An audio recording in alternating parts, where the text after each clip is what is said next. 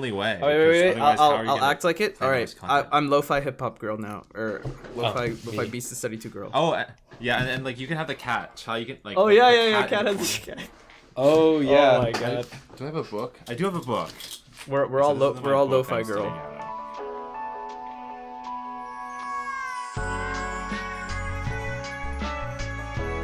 What is up, Cubers Live Nation? It's Manu back here again from the Overinspected Podcast with the two greatest co-hosts in the world, Michael Chai and Carrie Huang. Hello, guys. How is it going? Hello. What's actually crazy is right now we're recording this, and we actually all saw each other yesterday in person, like less than 24 hours ago. Actually, a little bit more than 24 hours ago, actually.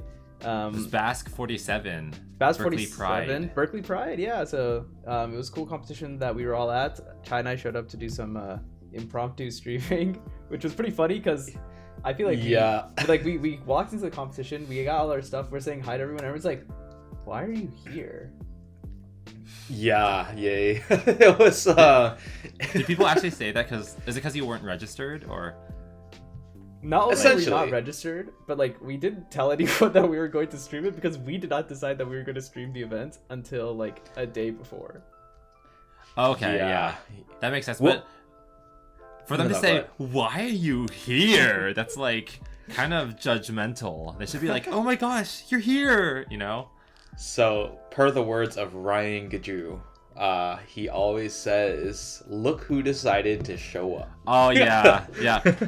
I've had people say that to me as well. So Ryan probably started it, you know? Yeah, probably. It's like a Ryan thing. It's all about the keeping mafia, you know? I still don't really know what you mean by that. Like several episodes down I the just line, but the only way I think of the cubing mafia is that Ryan is the Don, and that's all we know. Like everything else is shrouded in mystery. okay. Sure. We can kind of talk about Berkeley Pride for a little bit because it does go into today's topic, which is all about ROs. We wanted to expand upon that. But Carrie, how was your Berkeley Pride experience? Oh, I really liked it. It was interesting because I did not register just like the two of you, so I sort of showed up. Wait, what? Just to help out. Well, the reason I showed up is because me and like the current Berkeley Cube Club flew down to San Diego for UCSD for hemophilia, which is another competition. And then everyone like flew up to Berkeley together, and then I was like, oh, I'll just crash at your place, and then since we're all in Berkeley anyway, I'll just come help out. And like, I guess what I ended up doing for Berkeley Pride is just doing a lot of data entry, which doesn't sound like the most interesting job, but I can say I was there. True. There's and- evidence that you were there. Yeah. Now that you guys live streamed it, there's evidence that I took part for like maybe an hour or so near the end of it. Right, there's empirical evidence, not just hearsay. I know, yeah, and being part of the live stream is honestly more important than like getting official results because, you know, it's latte. Official results are only for the competitor, but you know, hosting a live stream is for the entire world. Yeah, I guess that's definitely one way to put 100% it. So right. I didn't realize the Overinspected team. Man, we all just decided to show up. Yeah, all three of us just showed up. I know. There's a term for this, right? Muggles, right? Like muggles are people who like I guess show you're up. Right. Wait, is that a thing? enrolled. Oh, I thought it was Muggles. Wait, I thought that was a Harry Potter thing. Like those who like cannot use magic. Oh yeah, well it started in Harry Potter, but like at my college it would be a term used for people who don't live in a dorm but like show up like every day just to like hang out with friends or just like be part of the community. Why am I not surprised that Stanford has like some like of all things they could have called these people, of course they have to call them some Harry Potter reference. That does not surprise me one bit. Oh god. The thing is, okay, my biggest confession is I still have not read the Harry Potter books. Really? That's interesting. So I had to be taught what a muggle was. That's crazy. Okay, sorry, this is a small tangent. When I was in elementary school, everyone read them. It was like not a thing for people to have not read them. But once I got to college, I realized like I was asking people and like people like have not read them, and I was like, huh, that's weird. Must be a California thing, maybe. Yeah, maybe. Well, Anyway. I don't know if you could say California, but I didn't read it either. Well, I mean, any of the Harry Potters. So maybe it was a Midwest thing. I guess we had Maybe nothing better to do, so we just read the Harry Potter books. Well, I mean, maybe it's a Columbus, Ohio thing. Maybe. I have no idea. I will say I do remember like the movie releases being like really big news events. And like I knew that it was like always on TV, like on TV that like, oh, the 7th Harry Potter book is coming out, and like yeah, that was like big news. Yeah, I forgot what it was. What was the 7th book called? The Deathly Hallows. Axio Deathly Hallows. Yeah, that's a cool name for like a series finale. Yeah. And that's a pretty cool name. And they turned the 7th book into 2 movies, so it was part 1 and part 2. Yeah. Wasn't the 6th one also like something of a phoenix? No, that was the 5th one. 5th one is Order of the Phoenix. What's 6? Half-Blood Prince. Yeah. I honestly thought the names were really nice, but I never read them. The names are cool. Yeah. Like I think all of these names like definitely fit in like the Harry Potter kind of vibe. Yeah, like, even though I haven't read any of these books, like I instantly know whether it's a Harry Potter book or not. Right. Yeah, it has that sound, right? Okay. Anyway, sorry. Tangent aside, let's get to today's topic. What we are actually talking about today. So, for those of you who may be familiar, who have been to competition on the West Coast, there is this new organization on the block, new kid on the block, West Coast Cubing. So what is West Coast Cubing? Why are they here? Well, it turns out West Coast Cubing is a regional organization, and there are a lot of these regional organizations like breaking out, at least in the States, but I think also in other parts of the world, I think as well. And that's what we're here to break down today. This phenomenon where every region has its own like organization was not a thing until very recently. I'd like to think that WCC was like one of the first regional organizations. So yeah, we're talking about it, like why, like what were the issues with like the previous structure, why this is like a little bit better, and what the future is kind of going to look like. So it's all very interesting. It's very cool also, I think, because we have a pretty unique perspective on WCC, because we have Chai, who I don't know what his exact position is, but he's basically the CEO of WCC. So I mean, I can explain it a little bit, but well, we should clarify a couple of definitions. So there's a couple things to know when we're talking about organizations to operate in the cubing realm, right? So of course we have the World Cube Association, and of course we have organizations that work together with the World Cube Association. So like probably the first one that you think of is Cubing USA. So these are all organizations similar to Cubing USA. They have like what we would call a relationship with the WCA, and the WCA is Cubing USA is a WCA recognized regional organization and is like a collaborator in a sense, right? And every region that the WCA operates in should have one, essentially. Not should. I think it's something where they almost to some capacity require. I don't know exactly, because there's a lot of small regions that exist. I guess like maybe it's something where like it's like the trusted party, like the WCA can trust that they can like do business or whatever with this. Right. Like there's a lot of organizations across the world. So like I think a big part of this podcast will be US centric. In a sense of like not the issue at hand, but just like the topics and like the situation at hand, right? So a couple other big regional organizations that you can think of are Speed Cubing Australia, and I think it's called Speed Cubing UK or UK Speed. I think it's Speed Cubing UK. But those are obviously the regional organizations for the WCA that operate in Australia and the United Kingdom. Mm-hmm. So why are we setting this definition? Well, it's pretty much because West Coast Cubing is what we would call I wouldn't say like a tweener organization. I wouldn't say fake organization, but I would say the easiest way to define it is that technically speaking, there is no direct relationship with the WCA. Now, yeah, that sounds kind of messed up, but if you haven't been part of like organizing in the United States for a long time, you probably don't get it, but that's why we'll explain a lot of this, but essentially, the WCA can only work with one regional organization at the moment in the United States, or else you're considered a direct competitor with Cubing USA. So the problem with Cubing USA and why we're not able to have another regional organization is the competition clause that exists.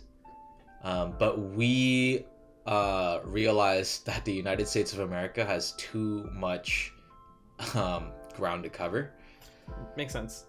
Versus the operations of, I guess, at least some of Cubing USA at the time. Now, I'm not really sure as of now, but what was an issue was expediting competitions and efficiency and having to build back and forth communication for a competition to happen. So we basically had West Coast Cubing as a way to make it faster to have competitions with less bureaucracy, less communication necessary for the delegates involved. I don't really know if that makes sense. Yeah, I mean, so basically, like, so here's the issue, right? Cubing USA is far too large and is not a big enough organization to be able to manage like different regions across the country. And the reason why, at least my intuitive reason why, that's like kind of important is because different regions have different demands. For example, like I can imagine that if you're in California, let's say, that there's like a different demand for certain for like certain competitions versus, let's say, that you were in, I don't know, Rhode Island, right? I mean, California is just a much bigger region with it's more dense. There are more cubers in California, so there's a different like demand that needs to be met. And in order to do that, it's a lot easier to do that at like a fine level. It's like, okay, let's focus on NorCal, let's focus on SoCal. But in order to do that, you need to have like enough people in Cubing USA in order to be able to do that. And that, I feel like, is the missing link, right? Yeah, and then the other side to it was another reason why the organization existed in the first place was because not just in the West Coast region, but across many regions in the United States, back in the heyday, let's say, for example, a competition, it would probably, every competition has a budget. And let's say the competition had more than break even, and let's just say, for the sake of argument, that the competition had a surplus of $50, right? Which was not uncommon amount to have back in the day, like really honing in on zero, and then having a little bit of margin just in case something happened, right? Or you needed to purchase something else just for a little bit more. Truthfully, a lot of the responsibility, it was simply asked for the basically it was simply asked for a trusted organizer or trusted delegate to hold on to the community funds, which was not safe. Yeah, that is not. Oh yeah, like I don't know how else to slice it, but we got away with a lot. But that's why Cubing USA existed. It's just the problem was, if you asked every organizer and every delegate to collaborate with Cubing USA at that time's capacity, it would not function. There's no way. It would not function. You would have to, all of those emails. Because the other thing is, so there's the emails, right? The other thing is, like, Cubing USA is a non-profit organization, I think, right? Like, their budgets like ends up being at zero. I think you can even go look at it if you want. So because if whatever they're already doing, if they're already hitting their budget at zero, that means that I feel like, well, I don't know, is it the case? Does that mean that there's like room for it to even expand? And like, let's say like they want to hire more staff or something, would they even be able to do that? So there's a lot of nuance with, I guess I wouldn't call this educational because I don't know the full details, but non-profit organizations does not mean that their goal is to hit zero on their budget every year per se. Like that's not the nuanced way to say it, because if that were the case, the bank account would always be zero every single year, which definitely is not the case. Yeah, it definitely is not. Hold on to like extra money and spend it the next year or something. Yeah, so a lot of the time is that money accumulated is funneled back into the operations of the organization. I think usually it's like at a higher proportion than some other organizations. I see. But I also believe that's a philosophical thing. Now, here's my understanding of nonprofit organizations. Nonprofit organizations, only the board of directors cannot be paid. That is nonprofit. So the people that lead the direction of the organization cannot be paid. Well, what about like maybe lower down, like contract workers or? Oh yeah, of course. Like they can be paid. Think about the American Cancer Society, Red Cross. Right. Do you think people do that with like a 60-hour work week outside of that? Hell no. I guess like money makes the world go round. Like if they want to get like actions done, they need to like financially sustain it. But like I guess the board, the people in control, like the people who have the desire to get this work done need to be doing it for other reasons. Pretty much. So like that's the I guess part of like the definition of like nonprofit, but there's so much into it. Obviously, you don't get taxed anything, so you can keep all the funds that you accumulate. Besides the point, right? But WCC is acted as a way to hold on to the funds safely so that everyone within the region knows where it's going. Right. Because, well, like, what do you accumulate funds for? For what? To put it back into the community, to invest in it. And instead of trusting Cubing USA to do that, we're now trusting WCC to do that. Right. And guess it can be, we just talked about this, like, in the car. Like, at the end of the day, the regions that Cubing USA has to cover is simply too big for Cubing USA to benefit a small region. Right? And yeah, I mean, if you think about it from like the competitor's perspective, I think, like, I don't know, the last time I went to like a Cubing USA competition and was like, oh, this competition is sponsored by Cubing USA, it's supported by Cubing USA, was a very, very long time ago. Even though like Cubing USA supports so many competitions, it's just very difficult for them to really be able to like put like so much effort into all these competitions that are happening. I don't know how many competitions happen in the country like every month or whatever. Now that it's summer, I wouldn't be surprised if that number increased also. But yeah, like it was very hard to get like a good feel of like how involved Cubing USA is with like the actual competition or an organizing experience. But having a dedicated regional organization makes it a lot easier to A, withdraw funds, B, if there's like equipment and stuff that needs to be held, all of that can be done through like this regional organization, like little package, which is a lot easier to manage. And I should also say that like this is very new in the steps. So you said West Coast Cubing LLC. There's a lot. I believe there's New England Cubing. I believe there's Midwest Cubing Association, which is certified nonprofit, by the way. Oh. There's a Pacific Northwest is also, that's right, I believe, an organization. There's a ton of organizations across the entire United States. Arizona Speed Cubing, Utah. I don't know the pronunciations for them, but like for example, like something that like an organization can take hands on is, I believe it was Bradley doing it in Utah.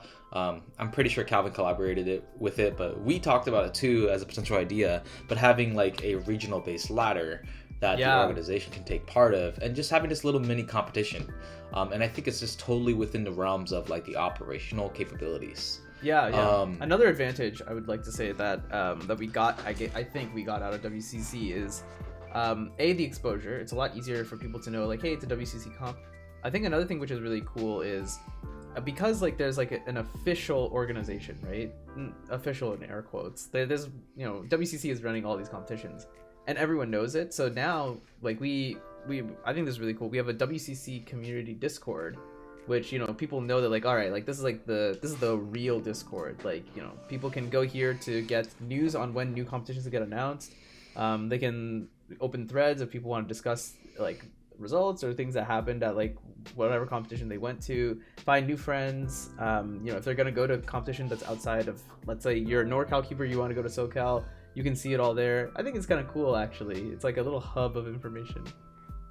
Yeah. I think it's good to have a central hub, because like before the Discord, how did like the higher ups let the like little speedcubers know the happenings in the community. Like maybe there's like a newsletter. It's just not as interactive, right? Oh God, I remember that we were so bad with sending that newsletter too. Like we would just forget for like months, and it's just like, oh well, I guess there were competitions. Well, I guess here's the overarching, like, I wouldn't say it's a benefit, but it's not like it was planned or anything. But in a way, creating these I call them sub-regional orgs because we're under Cubing USA and we're also not recognized.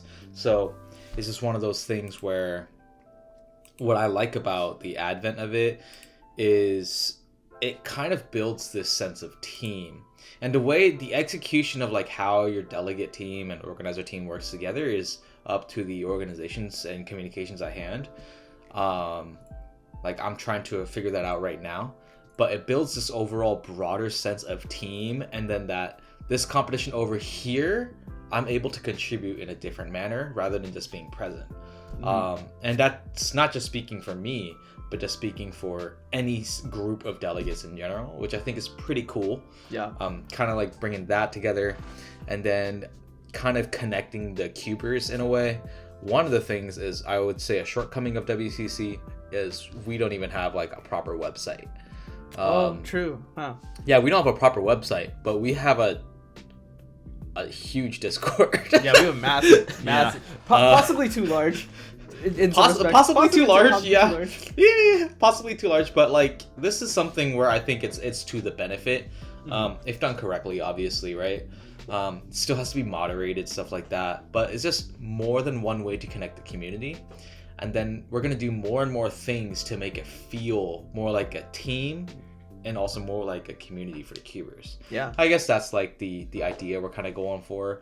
And I think in NorCal, a lot of cubers had this tendency to not want to travel for competitions. Yeah. They're used to back in the heyday to have to. Yeah, used to not having to, but it's kind of nice to start seeing a little bit of a change with that. Like, it's bizarre. You would see cubers not go from San Jose to Berkeley. Yeah. Like, routinely. And now I think it's a little... Yeah, and now it's a little bit different now. Like, I think there's some mixing and matching. Yeah, totally. I wonder how much of that is like pandemic, how much of that is like the fact that WCC, like, it's so easy to know, like, oh, my friend is gonna go, or like, you know, so many people are going to go. Yeah, I don't know. That is pretty interesting. I found that kind of peculiar, but yeah. Well, there's one other thing I want to mention, which I think the other advent of the regional organizations, I guess I mentioned this earlier, is like you can serve like parts of the community, like the things that they want to see. So like one thing is that we had a problem, I think, in NorCal where our competitions have too much demand. So we need bigger venues, but bigger venues are like way more expensive. So I think what we do now is every single Berkeley competition now, or almost every single one, is held in Poly Ballroom now, which we used to be like a very rare thing. We would only hold competitions in there like at most like twice a year. Now I think we're going to have 3 competitions there this month. Yeah, and let me highlight the importance of properly managing the funds. And this is just discussing Poly Ballroom. So let's say Poly Ballroom, for example, has a quote of a 1-day rental of the full ballroom for $5,000. And let's say you want to be a smart delegate and you want to plan all 4 competitions throughout the year at the beginning of the year so that you can have all of them ready to go. You wouldn't even call it a luxury. That's called being smart, potentially, right? Because you're trying to like fill out the calendar in a structural way, and you can plan your life, your vacations around that, right? So if you think about the ability to do that, you would need $20,000 cash on hand to do that. True. You tell me where $20,000 cash even comes from, right? So like, that's just one of those things where if you're not properly managing your finances, you don't have the ability to do more or do better, essentially. Yeah, right. Exactly. and having the funds on hand means that like we can look at that number and we can say, okay, well, we have this much money. What can we do with this? How can we benefit the community? What are the things that we can spend this money on? Because I guess like, you know, we can have money sitting in the bank just to sit there, but it's no good unless it actually like helps, you know, people, helps the cubers, helps grow cubing as a sport, as a hobby. So right. So like another way that we're using that money, for example, is to put more expensive regions, newer regions at a better, more attainable price tag, or just at a better experience for the competitor. So for example, we can approve competitions with a negative budget, right? That used to be something you could like never do, like, and it would like be shunned upon, like you have to like hit the zero. But the fact that we can approve a negative budget, why would we even want to approve a negative budget? Well, I'll tell you, if I ever wanted to hold a competition in like Fresno or Bakersfield or well, what just happened is Hawaii, right?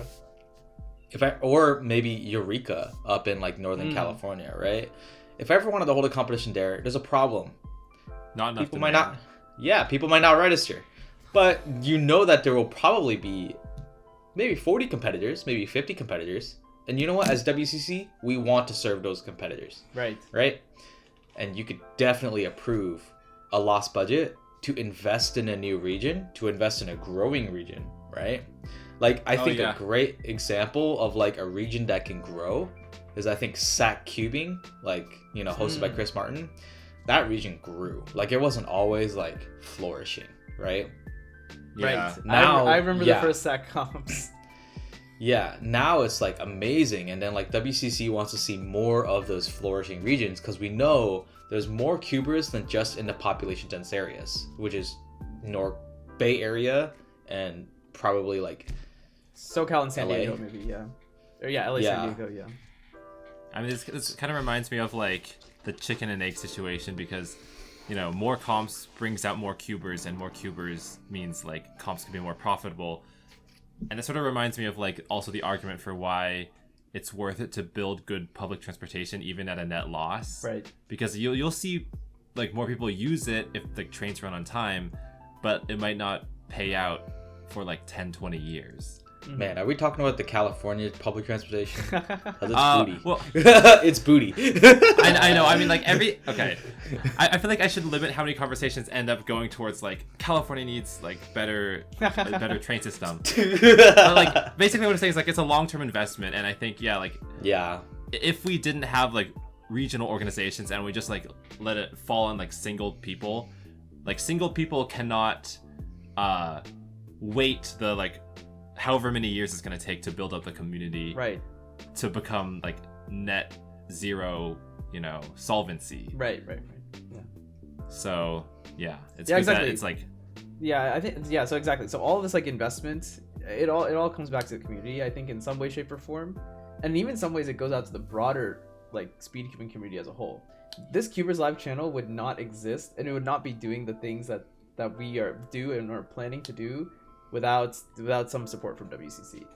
So I mean, because we use the WCC funds to buy equipment that we need in order to stream competitions, to bring competitions to more people, not just people who live in, you know, the Western region, but everyone all over the country and all over the world. So actually, I did not realize that. Yeah. Speaking of buying new equipment, I did just get a new webcam. This is not with WCC money, but like. This is the same one that you guys have, right? Face cam. Yeah, we're tripling. Yeah. I mean, Manu, like I was asking you, like, which webcam do you use, because I need an upgrade. We're tripling. And it's still in the box right now, but like, don't be surprised if you see the camera quality of my feed get better in the near future. All right. Well, we'll have to look out for that. And then here's the thing. Let me talk about like some like competition quality improvements, right? So like we talk about like, well, how do we know that these funds are going to be managed properly? Like, where are they going, right? But at the end of the day, like, do we want a competition that has like better equipment, maybe better investments on like maybe having a better aesthetic, right? So like, for example, maybe having tablecloths for every competition, you know, that's a part of the budget, right? Having even good looking awards and stuff too. I feel like that counts. Yeah. Having like maybe like proper scramble booths rather than just like a table, like Right. that requires money, right? Like that's just like, you know, ideas that I've heard that might be beneficial, but you know, that stuff is really important. Even little things like they all add up. Like for example, colored paper to like separate each stage, right? And then we were thinking about it a little bit, and then I had this like thought in my head. Way back in the previous couple podcast episodes, we talked about privacy in the WCA and how there was well, if you guys haven't been keeping up with the WCA, there's been a couple of incidents regarding safety. If you're interested, you can check up on the WCA front page, and there's a report on some of that stuff. So everything that I'm mentioning here so far is public information, right? But it also had me thinking about US Nationals 2019 and how people were calling for call to action in regards to safety. I will not highlight, you know, maybe the exact details, but people were questioning some general safety procedures for US Nationals. And that's a competition of like, there was at least 1,000 people there. I forgot what the competitor cap was, but with the guests, probably like closer to 2,000. Yeah. So like, well, then you tell me, how much do we pay for security? Right. Like that's like that's not cheap. Like, that's not cheap for that many people. No, that's not cheap. So, you know, like, I mean, what are we gonna do, right? Like, this is all stuff where these regional organizations in the future, well, one, I hope that the WCA works with us more closely, because I think it would be a great symbiotic relationship.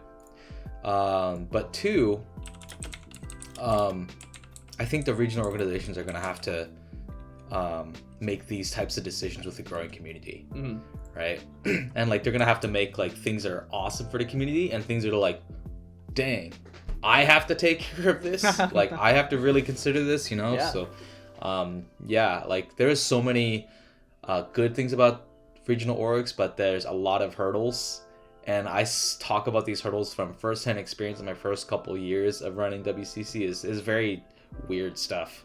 Even just taxis is weird.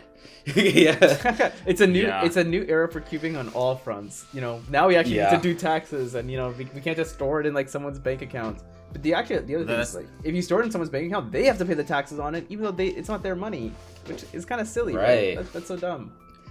Yeah, so, silly goose. Yeah, it's a new era for cubing. There's a lot of new stuff that's happening, but I think all of it is all going to improve the competition experience. And I think like there's like a little bit of like there's a core competition experience, and there's also like the peripheral stuff, you know.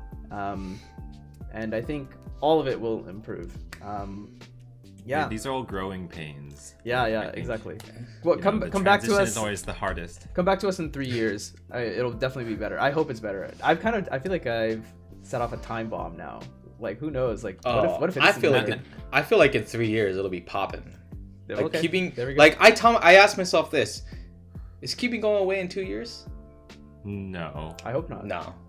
So we'll all be here in 2 years. You know what is going away in 2 years? And actually by 2 years I mean in 2 minutes. This podcast episode. Okay, sorry, that was really stupid. Oh god, if it was in 2 years, I don't know if I could do it. I don't know if I could do it. Like Ludwig Subathon, but like 20 I will say, if we uploaded a 2-year-long video, that would go viral. Yo, that would be crazy. That would go viral. Well, for maybe that would be like YouTube would allow. Yeah, exactly. That would be like we might crash YouTube. That might be like Mr. Beast saying Logan Paul for like 10 hours straight. Yeah, that's only 10 hours though. The Lofi Girl listens to hip hop beats. That one was 2 years though. So. Oh wait, like, true. Yeah. It has been done before. Really? Yeah, the live stream was up for like 1,050 days or something like that. But okay, I don't want to go off on another tangent. Anyway. Well, that's your way of getting us to 2 years, Gary. Oh, I think live streams are the only way. Oh, wait. I'll act like it. All right, I'm Lo-Fi Hip Hop Girl now, or Lo-Fi Beast to Study 2 Girl. Oh, Yeah, and like you can have the cat. How you can like. Oh the yeah. cat Cat in has. the corner. Oh yeah. Oh my god. Do I have a book? I do have a book. We're So all this is my book Lofi I'm Girl. sitting out of. All right, Music. enough shenanigans. We're out of here. Bye bye. Have a good rest of your day, Bye, Bye everyone. everyone.